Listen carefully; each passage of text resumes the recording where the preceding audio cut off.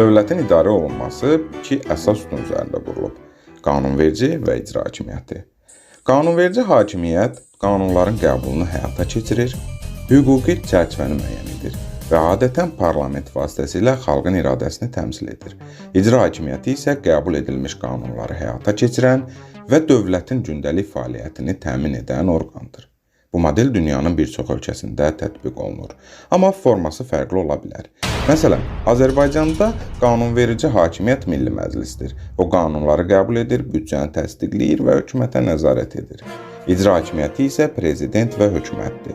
Prezident dövlət siyasətini müəyyənləşdirir, icra edir. ABŞ qanunverici orqanı isə Konqresdir, yəni Senat və Nümayəndələr Palatası.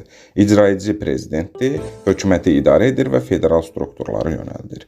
Böyük Britaniyada isə qanunverici orqan parlament, yəni icmalar və Lordlar Palatasıdır. İcraedici baş nazir və hökumətdir. Dövlət siyasətini həyata keçirirlər. Beləliklə, qanunverici və icra hakimiyyəti bir-birini tamamlayan iki əsas qüvvədir. Biri qaydaları yazır, digəri isə onları həyata keçirir.